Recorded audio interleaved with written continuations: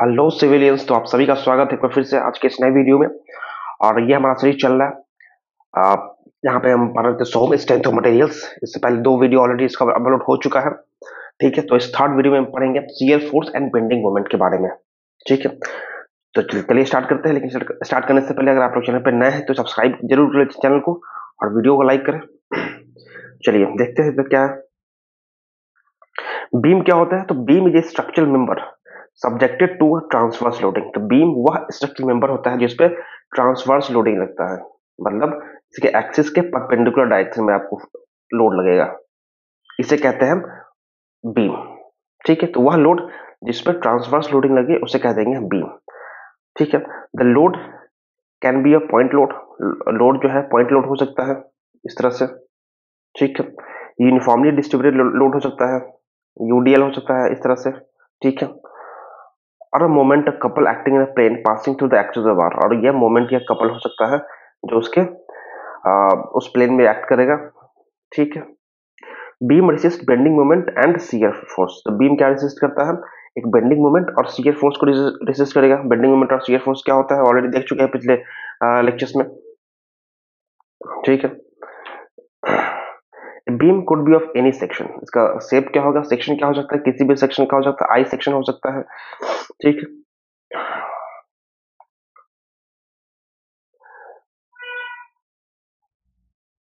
ये I section हो गया।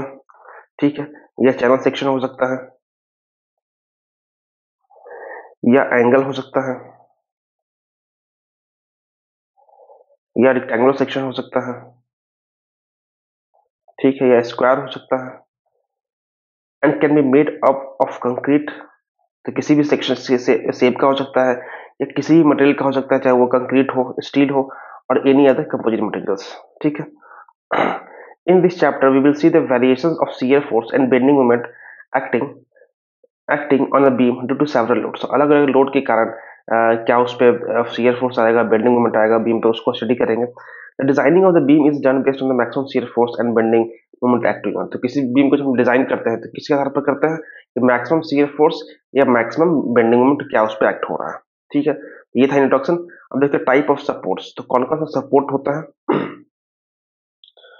टाइप ऑफ सपोर्ट, सपोर्ट कितने तरह का होता है? तो चार तरह का होता है। एक फिक्स सपोर्ट हो जाएगा, एक hinge support, roller support and double roller support. Fix support की बात करें तो ये होता है, इसको बिल्ट इन सपोर्ट भी कहते हैं या इन कैस्टर सपोर्ट भी कहते हैं। ये करता क्या है? तो it resist both translational and rotational movement of the beam. तो बीम के दोनों ही मूवमेंट को, चाहे ट्रांसलेशनल मूवमेंट हो या रोटेशनल मूवमेंट हो, ठीक है, उस दोनों को रोकेगा। अब चूंकि दोनों को रोक रहा है तो RX3 इसमें रिएक्शन डेवलप हो जाएगा। 2D की बात करेंगे, hence it has 3 external reactions. एक RX होगा टू रेसिस्ट हॉरिजॉन्टल डिस्प्लेसमेंट। ठीक है, मान लीजिए ये आपका फिक्स बीम हो गया, यहाँ पे ये आपका यहाँ पे फिक्स सपोर्ट हो गया। ठीक है, तो इधर भी इस डायरेक्शन में भी अलाउ नहीं करेगा, वाई डायरेक्शन में भी अलाउ नहीं करेगा, और इसका मोमेंट जो कपल होगा जेड डायरेक्शन में वो भी अलाउ नहीं करेगा। क्लियर है? तो अब चूंकि तीनों ही डायरेक्शन में रेसिस्ट कर रहा है तो रेसिस्ट करने के लिए क्या आता है? रिएक्शन आता है। जो कि इस डायरेक्शन में जो RX है इसमें कोई मूवमेंट अलाउ नहीं है, डिस्प्लेसमेंट अलाउ नहीं है, तो वहां पे RX डेवलप हो जाएगा। फिर वर्टिकल डायरेक्शन में कोई मूवमेंट अलाउ नहीं है तो यहाँ पे RY आ जाएगा, टू रेसिस्ट वर्टिकल डिस्प्लेसमेंट, और टू रेसिस्ट रोटेशन MZ आ जाएगा। यहाँ पे दिखाया हुआ है ए और बी एक फिक्स्ड बीम है, तो ये आपका RX हो गया, यहाँ पे RY डेवलप हो गया और ये आपका MZ डेवलप हो गया। ठीक है, उसी तरीके से अगर बात करें हिंज सपोर्ट या पिन सपोर्ट की, तो यहाँ पे it resist only translational movement. ये सिर्फ और सिर्फ ट्रांसलेशनल मूवमेंट ऑफ बीम को रेसिस्ट करेगा, ये रोटेशनल मूवमेंट को रेसिस्ट नहीं करेगा। फ्री टू रोटेट होगा, आराम से घूम जाएगा। ये the beam is free to rotate about hinge support. Hinge support के अबाउट आराम से घूम सकता है। अब जो कि सिर्फ इसमें कोई रिस्ट्रिक्शन नहीं दे रहा है घूमने में, इसको रोटेशन में, तो यहाँ पे कोई मोमेंट डेवलप नहीं होगा। मोमेंट कब डेवलप, कोई भी रिएक्शन कब डेवलप होता है? जब हम उसको उस डायरेक्शन में मोमेंट को, डिस्प्लेसमेंट को मना करते हैं, रिस्ट्रिक्ट करते हैं, तब उसके रिएक्शन में उसका रिएक्शन डेवलप होता है। ठीक है, लेकिन यहाँ पे घूमना अलाउ हो चुका है तो MZ जो होगा जीरो हो जाएगा, वो डेवलप नहीं होगा। सिर्फ और सिर्फ ट्रांसलेशनल मोमेंट रिस्ट्रिक्ट करेगा, इसलिए सिर्फ RX आएगा टू रेसिस्ट हॉरिजॉन्टल डिस्प्लेसमेंट, और सिर्फ RY आएगा टू रेसिस्ट वर्टिकल डिस्प्लेसमेंट, तो R X and R Y. ठीक है, अगर बात करें roller support, free support, rocker support की, तो ये सिर्फ रेसिस्ट करेगा translational movement at perpendicular to the supporting plane. जो सपोर्टिंग प्लेन है उसके परपेंडिकुलर डायरेक्शन में ट्रांसलेशनल मूवमेंट को क्या करेगा, रेसिस्ट करेगा। तो hence it has only one external reaction, तो सिर्फ उसका क्या होगा, एक्सटर्नल रिएक्शन एक ही डायरेक्शन में होगा। ये आर वाई आएगा सिर्फ, जैसे कि ये प्लस है तो ये ट्रांसलेशन मूवमेंट इस डायरेक्शन में एक्स डायरेक्शन में अलाउड है, तो यहाँ पे आर एक्स डेवलप नहीं होगा, सिर्फ आर वाई डेवलप हो जाएगा।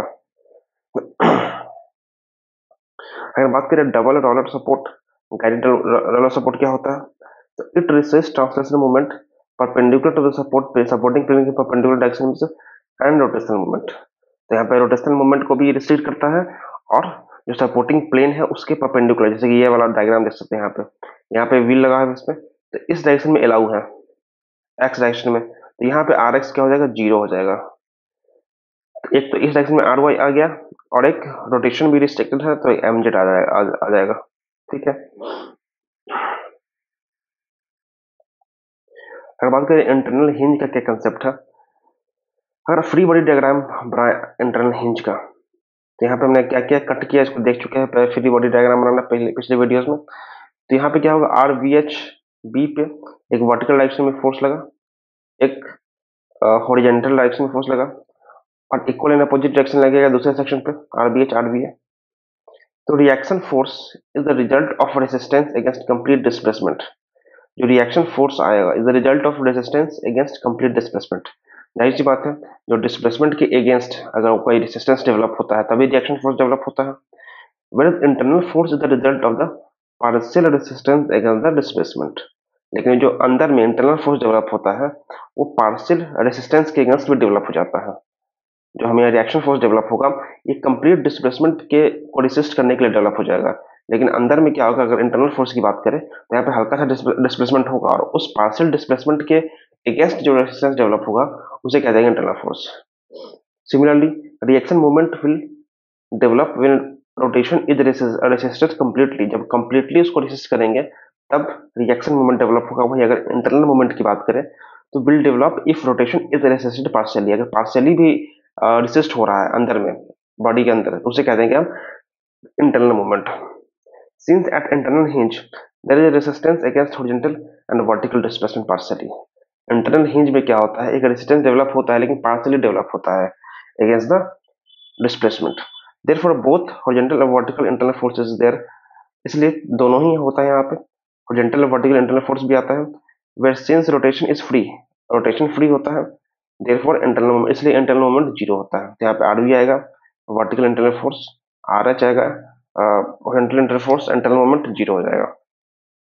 ठीक है, अब देखते हैं लोडिंग। लोडिंग कितने तरह का हो सकता है, तो लोडिंग एक तरह का पॉइंट लोडिंग हो सकता है, यूडीएल हो सकता है, यूनिफॉर्मली डिस्ट्रीब्यूटेड लोड हो सकता है, यूनिफॉर्मली वैरिंग लोड हो सकता है या कपल हो सकता है।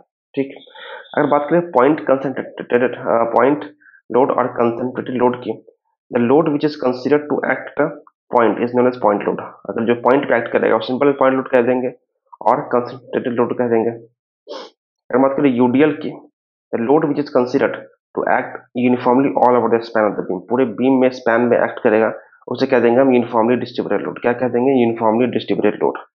ये आप देख सकते हैं ये पूरे बीम में लग रहा है। ठीक है, यूवीएल क्या होता है, uniformly varying load. The load condition, loading condition in which intensity of load varies uniformly. जो लोड का इंटेंसिटी है वो यूनिफॉर्मली वेरी करेगा फ्रॉम वन एंड टू, मतलब एक एंड से दूसरे एंड में एज यूनिफॉर्मली वेरिंग लोड, तो उसे कह देंगे हम यूनिफॉर्मली वेरिंग लोड। यहाँ पे देख सकते हैं यहाँ से स्टार्ट हुआ और यहाँ तक वेरी किया जो कि यूनिफॉर्म वेरिएशन है। कपल क्या होता है, तो when beam is subjected to a concentrated moment at any point, किसी पॉइंट पे क्या होता है कंसंट्रेटेड मोमेंट अगर एक्ट कर जाए तो इसे कह देंगे कपल कह देंगे। और इसके type of beam, beam is basically divided into two beams, two types. तो बीम को हम डिवाइड कर सकते हैं दो भाग में। पहला हो गया स्टैटिकली डिटरमिनेट बीम, दूसरा हो गया statically indeterminate beam. Statically determinate beam and statically indeterminate beam. ठीक है, स्टैटिकली डिटरमिनेट बीम की बात करें, if the analysis of the beam can be done using three equation of static equilibrium, then it is known as statically determinate beam. तो वह beam जिसमें हम अगर उसको एनालिसिस करना पड़े, उसको एनालाइज करना पड़े, कितना फोर्स लग रहा है, कितना बेंडिंग मोमेंट लग रहा है, क्या डिरेक्शन आ रहा है, तो सिंपल हम तीन जो इक्वेशन होता है, तीन जो इक्वेशन होगा, R X equal to zero, R Y equal to zero और M Z equal to zero, तीन स्टैटिक इक्विलिब्रियम इक्वेशन लिखकर अगर हम उसे सॉल्व कर पा रहे हैं, एनालाइज कर पा रहे हैं, तो उस बीम को बोलेंगे स्टैटिकली डिटर्मिनेट बीम। मतलब स्टैटिकली इक्वेशन से, स्टैटिक इक्वेशन से हम उसको डिटरमाइन कर पा रहे हैं, उसको एनालाइज कर पा रहे हैं, उसका फोर्स निकाल पा रहे हैं, उसके अंदर में शियर फोर्स बेंडिंग मोमेंट निकाल पा रहे हैं। ठीक है, जैसे कि तीन इक्वेशन क्या है ऑफ स्टैटिक इक्विलिब्रियम, यह है कि summation of F X equal to zero, algebraic sum of horizontal forces zero हो गया, F Y equal to zero हो गया। ठीक है, summation of M Z zero हो गया। अब type of statically determinate beam की बात करें, एक होता है कैंटिलीवर बीम, एक होगा सिंपली सपोर्टेड बीम, दूसरा होगा ओवर हैंगिंग बीम्स। ठीक है, तो कैंटिलीवर बीम क्या होता है? A beam having one end fixed, वह बीम जिसका एक एंड फिक्स्ड होगा और no support is no support at the other end, दूसरे एंड पे कोई सपोर्ट नहीं होगा, उसे कह देंगे हम कैंटिलीवर बीम। या देख सकते हैं एक एंड पे क्या फिक्स बीम है, दूसरा एंड फ्री है, तो इसे बोलेंगे कैंटिलीवर। सिंपली सपोर्टेड बीम किसको बोलते हैं? A beam which is formed to stand freely on supports is known as simply supported beam. उसे क्या कह देंगे हम? सिंपली सपोर्टेड बीम कह देंगे। वह बीम जो कि किसी भी सपोर्ट पे सिर्फ फ्रीली रखा हुआ है, जैसे कि यहाँ पे देख सकते हैं, it has pin support at one and, एक एंड पे पिन सपोर्ट होगा, and roller support at another and. ठीक है, ओवरहैंगिंग बीम क्या होता है? When the beam is extended in the form of a cantilever beyond the support, it is known as overhanging beam. When the beam is extended, जब beam को हम extend करेंगे in the form of cantilever, cantilever के form में, ठीक है, beyond the support, support के हम बियॉन्ड जाके एक्सटेंड कर दिया हमने, it is known as overhanging. इसे क्या कहेंगे? ओवरहैंगिंग बीम कहेंगे। अगर बात करें स्टैटिकली इनडिटरमिनेट बीम्स की, इधर number of reaction exceeds number of equation of equilibrium. अगर नंबर ऑफ रिएक्शन ज्यादा हो जाए, मतलब उसको हम सॉल्व नहीं कर पाएंगे number of equation of equilibrium से, जो तीन हमारे पास इक्वेशन है, summation of F X equal zero, F Y zero and M Z zero, इससे अगर सॉल्व नहीं कर पा रहे हैं, ज्यादा रिएक्शन डेवलप हो चुका है, तब हम उस केस में बीम को बोलेंगे स्टैटिकली इनडिटरमिनेट बीम। ठीक है, तो additional compatibility equations are required to analyse such beams. तो इस बीम्स को एनालाइज करने के लिए क्या जरूरत होगा? एक एडिशनल कंपैटिबल इक्वेशंस का जरूरत पड़ेगा हमको। ठीक है, अगर बात करें types of statically indeterminate beams की, तो फिक्स्ड बीम, प्रॉप्ड कैंटिलीवर और कंटीन्यूअस बीम, ये सब क्या है? स्टैटिकली इनडिटरमिनेट बीम्स है। फिक्स्ड बीम और बिल्ट इन बीम क्या होता है? वह बीम जो रिजिडली फिक्स्ड होगा दोनों ही एंड पे, मतलब दोनों ही एंड पे क्या है? A beam fixed rigidly at its both ends using fix support, fix support का इस्तेमाल करके दोनों ही एंड पे ये फिक्स होगा, तो क्या देंगे? Fixed beam. ठीक है, प्रॉप्ड कैंटिलीवर बीम क्या होगा? इधर cantilever beam is supported by simple supported eight the other and. वह एक कैंटिलीवर बीम हम जानते हैं क्या होता है, एक एंड पे फिक्स्ड होता है, दूसरा फ्री एंड होता है, फ्री एंड होता है, लेकिन जो फ्री वाला एंड है वहां पे अगर हम सिंपल सपोर्ट लगा देंगे, ये वाला सिंपल सपोर्ट लगा देंगे, तो इसे कह देंगे प्रॉप्ड कैंटिलीवर बीम। कैंटिलीवर था, इन्होंने प्रॉप्ट कर दिया है, मतलब एक और सपोर्ट दे दिया है फ्री एंड पे। ठीक है, कंटीन्यूअस बीम क्या होता है? तो beam having more than two support, अगर दो सपोर्ट से ज्यादा है, इसे कह देंगे हम कंटीन्यूअस बीम। ठीक है, do you know keyboard tables, sliding doors seen in day to day life having guided roller support? Keyboard table होता है या स्लाइडिंग डोर्स होता है, ये यहाँ पे कौन सा सपोर्ट लगाते हैं? Guided roller support. यहाँ पे एग्जांपल है, आप सब प्रैक्टिस कीजिएगा। ठीक है, a girder and floor beam construction subjected to concentrated load is shown in the figure. Draw the free body diagrams and determine the support reaction. ठीक है, तो इसको प्रैक्टिस कीजिएगा, इसका तो सोल्यूशन में दिया हुआ है। चलिए देखते हैं शियर फोर्स क्या होता है। तो shear force at any section, किसी भी सेक्शन में जो शियर फोर्स होगा, is the internal force induced at that section, उसके सेक्शन पे जो इंटरनल फोर्स इंड्यूस हुआ है to convert the free body diagrams into force equilibrium. ठीक है, ताकि जो उसका फ्री बॉडी डायग्राम बने वो कन्वर्ट हो जाए एक फोर्स इक्विलिब्रियम में, एक इक्विलिब्रियम डेवलप हो जाए, either to the left of section और to the right of section, चाहे सेक्शन के लेफ्ट में या राइट में of the section in the transverse direction, तो उसे कहते हैं शियर फोर्स। तो शियर फोर्स बेसिकली क्या हो गया, कोई भी सेक्शन हो गया, यहाँ पे हमने कट किया, ठीक है। तो shear force at any section the internal force induced, इस सेक्शन पे जो इंटरनल फोर्स डेवलप होगा टू टू ताकि इस बॉडी को में इक्विलिब्रियम मेंटेन हो सके, ठीक है। तो उसी फोर्स को कह देंगे हम शियर फोर्स, ठीक है। The shear force at any section is the sum of all the transverse force either to the left of the section or to the right of the section। तो shear force को कैसे निकाल सकते हैं, उस section को cut करेंगे और उसकी चाहे तो लेफ्ट में या राइट में जो भी ट्रांसवर्स लोड है सबको जोड़ देंगे, ठीक है। वही आ जाएगा shear force उस सेक्शन पे। अब एग्जांपल दे रहा है कि consider simply supported beam carrying point load P। यहाँ पे एक सिंपली सपोर्टेड लोड है ए बी हो गया, सिंपली सपोर्टेड लोड है P यहाँ पे, ठीक है। Draw the free body diagrams the sections x x, यहाँ पे हमको निकालना है क्या, एफ डी निकालना है डिस्टेंस एक्स फ्रॉम ए, ठीक है। यहाँ पे हमने निकाल लिया इट इज एक्स डिस्टेंस पे एस एक्स, ये नीचे की तरफ मान लीजिए फोर्स लग रहा है, ये R A equal to P by two हो गया। सिमिलरली यहाँ पे R B equal to P by two होगा, कहे कि बीचों बीच लग रहा है।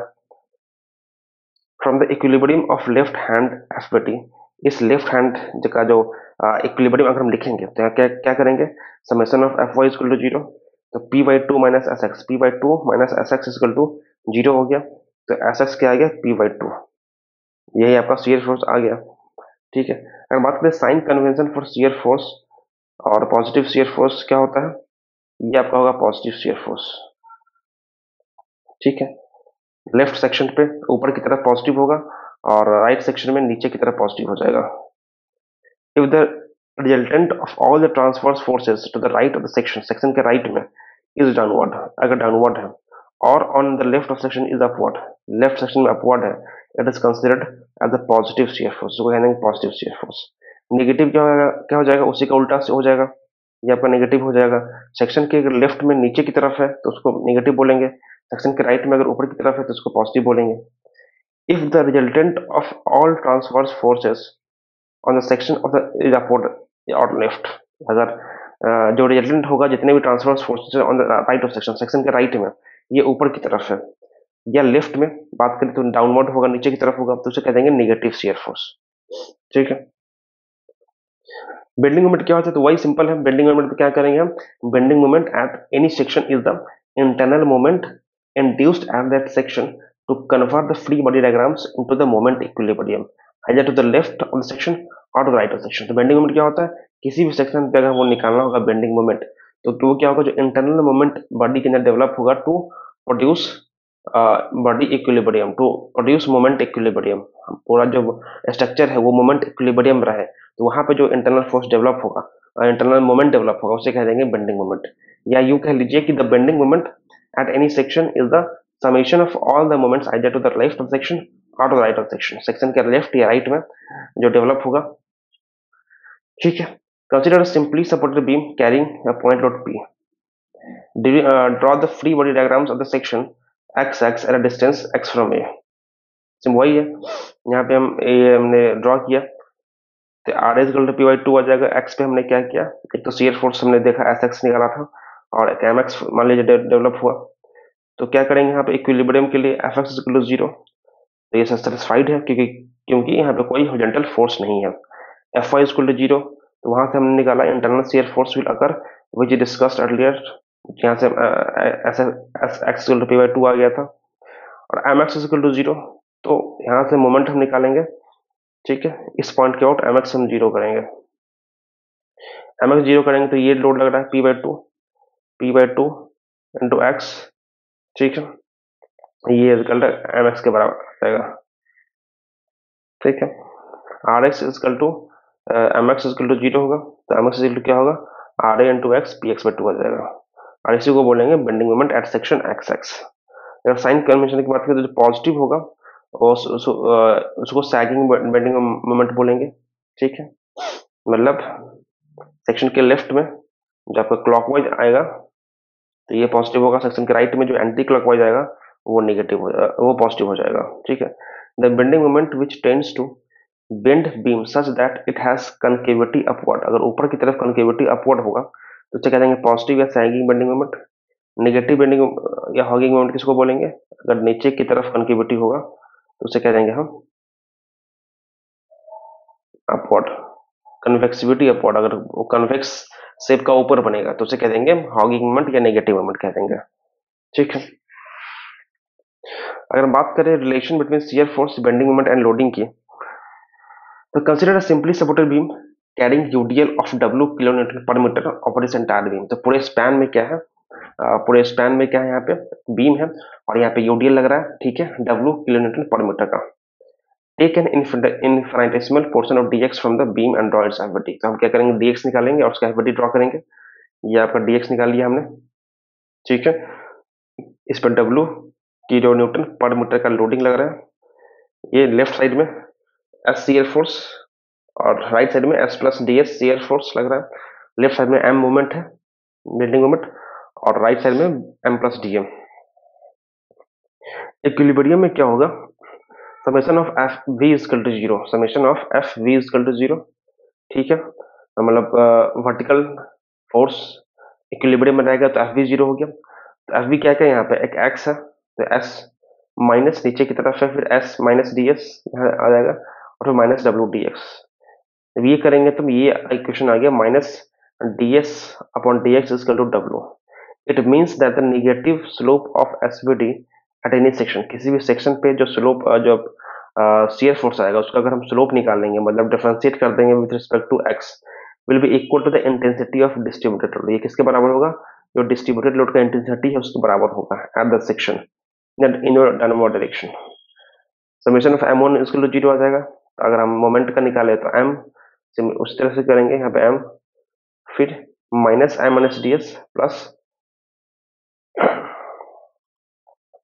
S plus D S into D X plus W D X by two.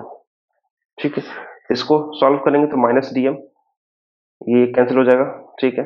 Minus D M plus S D X plus D X plus W D X minus D X by two, ठीक है। तो by neglecting second यहाँ पे D X square by two हो जाएगा, तो ये हम नेगलेक्ट कर देंगे, ठीक है। तो यहाँ पे क्या आ जाएगा, minus D M plus S D X equal to zero, और D M upon D X equal to S आ गया। It means that the slope of the bending moment diagram, अगर बेंडिंग मोमेंट का स्लोप हम निकाल लें किसी भी सेक्शन पे, तो will be equal to the intensity of shear force at the section. तो उस सेक्शन में जो शियर फोर्स होगा वो निकाल के दे देगा। तो अगर बेंडिंग मोमेंट का स्लोप निकाले तो शियर फोर्स निकल जाएगा, और अगर आपका शियर फोर्स का स्लोप निकाले तो आपको लोडिंग इंटेंसिटी दे देगा। क्लियर है? अब देखते हैं shear force diagram and bending moment diagram क्या होता है, SFD and BMD. The variation of shear force and bending moment along the span of beam. Beam के जो बीम का जो स्पैन होगा उसके अलोंग जो वेरिएशन डेवलप होगा, जो डिफरेंसेस आएगा शियर फोर्स का और बेंडिंग मोमेंट का, उसको जो हम डायग्राम का रिप्रेजेंट करेंगे इन फॉर्म ऑफ डायग्राम, उसी को बोलेंगे शियर फोर्स डायग्राम एसएफडी और BMD bending moment diagram respectively. Consider simply supported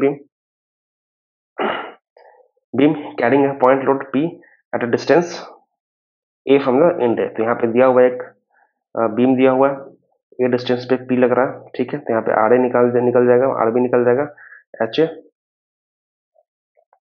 तो एसएफडी और बीएमडी ड्रॉ करने के लिए पहले क्या करना पड़ेगा, फर्स्ट फाइंड रिएक्शंस, पहले हमको रिएक्शन निकालना पड़ेगा, RH, RA, HA and RB। RA निकालना पड़ेगा, RB निकालना पड़ेगा और HA निकालने का पड़ेगा यूजिंग इक्वेशन ऑफ इक्विलिब्रियम। कौन सी equilibrium equation, summation of F X zero, summation of, यहाँ से आ जाएगा H A equal to zero. H A zero आ गया, क्यों, क्योंकि कोई हॉरिजॉन्टल डायरेक्शन में फोर्स नहीं लग रहा था। Summation of F Y zero किया हमने, तो R A plus R B P आ गया। यहाँ पे दो रिएक्शन आ गया, R A plus R B, ये पी के बराबर होगा, किसके बराबर होगा, पी के बराबर होगा, ठीक है। Summation of M A equal to zero, summation of moment about A equal to zero, ठीक है। तो ए के अबाउट हमने क्या किया, मोमेंट जीरो किया, तो ये दोनों फोर्स का तो मोमेंट जीरो हो गया, ठीक है।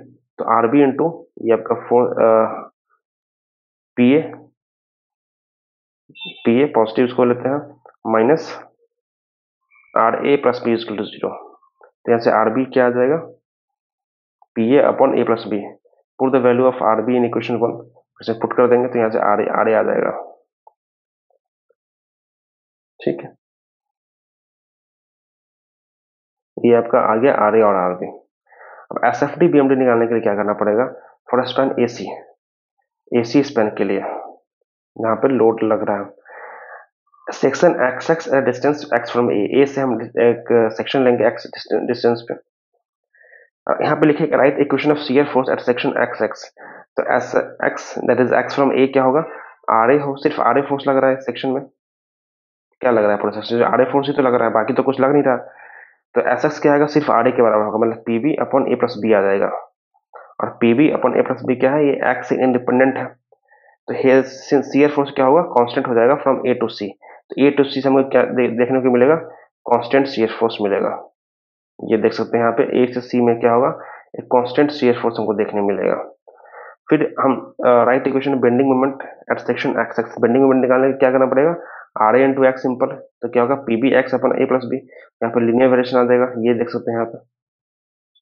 ठीक है, उसी तरीके से स्पैन हम सी बी निकाल लेंगे। यहाँ पे बी से हम ले लेंगे नेक्स्ट दूसरे एंड से। तो यहाँ पे क्या होगा? माइनस आर बी आ जाएगा। माइनस आर बी क्या है? ये आपका ये भी कांस्टेंट हो जाएगा यहाँ से यहाँ तक। ठीक है, बेंडिंग मोमेंट निकालने के लिए क्या करेंगे? बी से हम निकाल लेंगे, इक्वेशन लिखेंगे bending moment diagram, bending moment का फ्रॉम एंड बी। तो यहाँ से आ जाएगा M C equal to P A B upon A plus B. ये भी लीनियर वेरिएशन है कि वाई पर डिपेंड कर रहा है सिंपल। तो ये हमको ड्रॉ कर देंगे इसको। तो ये आ गया आपको बी एम डी और एस एफ डी आ गया। ठीक है, तो ऐसे निकालते हैं। पहले निकालना पड़ेगा हमें रिएक्शन निकालना पड़ेगा, फिर उसका सेक्शन लेके S F D shear force निकालना पड़ेगा हर सेक्शन का, और फिर से प्लॉट कर देना है। अगर इंपॉर्टेंट कंक्लूजन देखिए about S F D and B M D, तो फॉर कंसंट्रेटेड लोड, अगर कंसंट्रेटेड लोड है, पॉइंट लोड है, तो S F D will be rectangular. S F D क्या बनेगा? रेक्टेंगुलर बनेगा, यूनिफॉर्म आएगा। And B M D will be triangular. B M D क्या होगा? ट्रायंगुलर होगा, लीनियर होगा। क्लियर है? अगर यूडीएल है, लोडिंग अगर यूडीएल है मतलब यूनिफॉर्मली डिस्ट्रीब्यूटेड लोड है, तो S F D will be triangular. S F D क्या होगा? ट्रायंगुलर हो जाएगा। And B M D will be parabolic हो जाएगा। ठीक है, फॉर यूबीएल अगर है, यूनिफॉर्मली वेरिंग लोड है, तो यहाँ पे एस एफ डी क्या होगा? पैराबोलिक हो जाएगा। एंड बी एम डी क्या हो जाएगा? क्यूबिक हो जाएगा, थर्ड ऑर्डर हो जाएगा। At a point when shear force changing the sign, वहां वह पॉइंट जहां पे शियर फोर्स साइन चेंज करेगा, the bending moment will be maximum at that point in section. यहाँ पे देख भी सकते हैं, यहाँ पे पॉइंट चेंज कर रहा है शियर फोर्स, तो इस पॉइंट पे क्या होगा? मैक्सिमम बेंडिंग मोमेंट आएगा, बेंडिंग मोमेंट होगा। At the point where bending moment changes its sign, जहां पे बेंडिंग मोमेंट साइन चेंज करेगा ना, तो वहां पे curvature will also change its sign at the point, वहां पे कर्वेचर भी अपना साइन चेंज करेगा। Such a point is known as the point of contraflexure. उस पॉइंट को बोलेंगे पॉइंट ऑफ कंट्राफ्लेक्चर और पॉइंट ऑफ इन्फ्लेक्शन। ठीक है, focal length is the distance between the two adjacent point of contraflexure. तो focal length क्या होता है? The distance between two adjacent point of contraflexure. दो एडजेसेंट पॉइंट ऑफ कंट्राफ्लेक्चर को बोलेंगे हम focal length. Shear span is the portion of beam in which shear force is constant, जहां पे शियर फोर्स कांस्टेंट होता है। ठीक है, शियर फोर्स जहां पे कांस्टेंट होगा उसको बोलेंगे हम शियर फोर्स। ठीक है, तो आगे बढ़ते हैं S F D and B M D पे इंटीग्रेट करके हम कैसे एस एफ डी और बी एम डी निकाल सकते हैं। तो हमने देखा था D M X upon D X equal to S X होता है। अगर किसी भी सेक्शन पे बेंडिंग मोमेंट का स्लोप निकाल लिया जाए तो ये हमें दे देगा शियर फोर्स। और सिमिलरली अगर उस पे जो शियर फोर्स है उसका अगर हम स्लोप निकाल लेंगे तो ये आ जाएगा लोडिंग इंटेंसिटी। तो फ्रॉम 1 एंड 2 क्या कर सकते हैं हम? D upon D M X upon D X upon D X. ठीक है, तो ये एस की जगह पे मैंने पुट कर दिया, इसको पुट कर दिया। ठीक है, तो यहाँ पे डबल इंटीग्रेशन आ गया D square M X upon D X square, ये आ जाएगा लोडिंग इंटेंसिटी के बराबर। तो प्रोसीजर क्या है कि find rate of loading W eight any section. किसी भी सेक्शन पे हम क्या निकालेंगे? रेट ऑफ लोडिंग निकालने के लिए निकालेंगे from relation D square M X upon D X square equal to minus W. हम निकालेंगे find D M X by D X by integrating, इसको इंटीग्रेट कर देंगे तो आ जाएगा क्या? D M upon D X equal to minus, ठीक है, ये आ जाएगा। फिर D M X upon D X क्या होगा? एस एक्स दे देगा जो कि होगा minus W X plus C one के बराबर। फिर से उसको इंटीग्रेट करेंगे अगर हम, तो हमें आ जाएगा एम एक्स आ जाएगा minus W X square by two plus C one X plus C two. फिर क्या करेंगे? बाउंड्री कंडीशन लगाएंगे इस पर to find constant of integration C one and C two. ठीक है, now shear force variation can be plotted plotted from equation 3। फिर equation 3 से क्या कर सकते हैं हम, शियर फोर्स का डायग्राम प्लॉट कर सकते हैं। And bending moment equation variations can be plotted from equation 4। 4 से हम बीएमडी ड्रॉ कर सकते हैं और थर्ड से हम एसएफडी ड्रॉ कर सकते हैं। ठीक है, पॉइंट्स टू रिमेंबर क्या है, SFD is 1 degree more than the loading diagram. तो लोडिंग डायग्राम से 1 डिग्री ज्यादा होगा एसएफडी का, and BMD is 1 degree more than SFD. तो एसएफडी से 1 डिग्री ज्यादा होगा बीएमडी का, और लोड और एसएफडी का 1 डिग्री ज्यादा होगा लोडिंग डायग्राम से। क्लियर है? At a point where shear force changes its sign, वह पॉइंट जहां पे शियर फोर्स अपना साइन चेंज करता है, bending moment will be maximum at that point in that section. तो वहां उस केस में जो बेंडिंग मोमेंट होगा क्या होगा, मैक्सिमम होगा उस पॉइंट पे। Sagging moments are taken as positive bending moment. जो सैगिंग मोमेंट होता है उसको कहते हैं पॉजिटिव बेंडिंग मोमेंट्स, जो हॉगिंग बेंडिंग मोमेंट होगा उसको कह देंगे नेगेटिव बेंडिंग मोमेंट्स। ठीक है, और डीएस अपन डीएक्स का क्या होगा, माइनस डब्ल्यू हो जाएगा। मतलब शियर फोर्स का हम स्लोप निकालना है तो किसी भी सेक्शन पे, तो वो हमें दे देगा लोडिंग इंटेंसिटी, और वही बेंडिंग मोमेंट का हम निकाल दे, स्लोप निकाल ले, तो ये हमें दे देगा एस एक्स, मतलब शियर फोर्स दे देगा। क्लियर है? Calculation of loading diagram and BMD from SFD. SFD अगर उनको पता है तो वहां से लोडिंग डायग्राम और बीएमडी कैसे ड्रॉ करेंगे। To draw loading diagram and BMD from the corresponding SFD keep the following points in mind. अगर शियर फोर्स कांस्टेंट है, शियर फोर्स कांस्टेंट है between two section of the beam, beam के दो section के बीच में अगर शियर फोर्स कांस्टेंट है, then that portion of beam will not be subjected to any load. इसका मतलब ये हुआ कि उस सेक्शन में, उस पोर्शन में जहां पे कांस्टेंट है शियर फोर्स, वहां पे कोई लोड एक्ट नहीं करेगा। एक बात ये हो गया। दूसरा, if SFD consist of incline line, अगर एसएफडी क्या है, इंक्लाइन लाइन है बिटवीन टू सेक्शन, दो सेक्शन के बीच में क्या है, इंक्लाइन लाइन है, इस तरह से है, इसका मतलब then that segment of beam will be subjected to UDL. इसका मतलब क्या है, यूडीएल उस पर एक्ट कर रहा है उस सेक्शन में, उस पोर्शन में। ठीक, and the intensity of loading will be equal to slope of line with horizontal, और उसका इंटेंसिटी क्या होगा, स्लोप निकालेंगे उस लाइन का with horizontal. In case of cubicle curve of SFD, अगर एसएफडी का क्यूबिकल कर्व है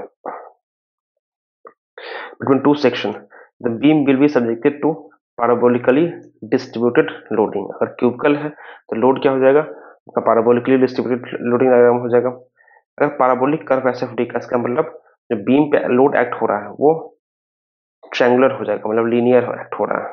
ठीक है, अगर वर्टिकल लाइन से इन एसएफडी रिप्रेजेंट्स पॉइंट लोड और रिएक्शंस, अगर एसएफडी ड्रॉ कर रहे हैं वहां पे वर्टिकल लाइन इस तरह से आ गया, इसका मतलब उस पॉइंट पे कोई वर्टिकल फोर्स लग रहा है, vertical force point load act कर रहा है, या रिएक्शंस वहां पे कोई डेवलप हो रहा है।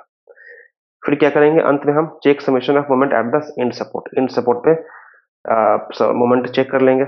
ठीक है, लोडिंग डायग्राम फ्रॉम बीएमडी, अगर बीएमडी से निकालना पड़े लोडिंग डायग्राम, तो to draw loading diagram from the corresponding bending moment diagram keep following points in mind. पहले क्या करेंगे, the ordinate of BMD is 1 degree higher than the SFD and 2 degree higher than the loading diagram. तो जो BMD का degree होता है, ordinate होता है, वो लोडिंग से 2 डिग्री हायर होता है और एसएफडी से 1 डिग्री हायर होता है। इस बात को ध्यान रखेंगे। फॉर यूडीएल, अगर यूडीएल है, यूनिफॉर्मली डिस्ट्रीब्यूटेड लोड है, इसका मतलब लोडिंग डायग्राम 1 डिग्री का है, तो BMD will have BMD will have parabolically shape, second order का हो जाएगा।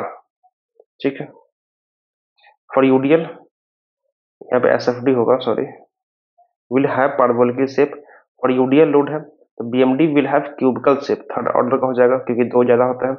If at A point concentrated moment act कर रहा है, कंसंट्रेटेड मोमेंट एक्ट कर रहा है, the ordinates of BMD will be changed, जो उसका ऑर्डिनेट है वो चेंज हो जाएगा by magnitude of that concentrated moment. Clear? ठीक है, तो यहाँ पे चैप्टर खत्म होता है।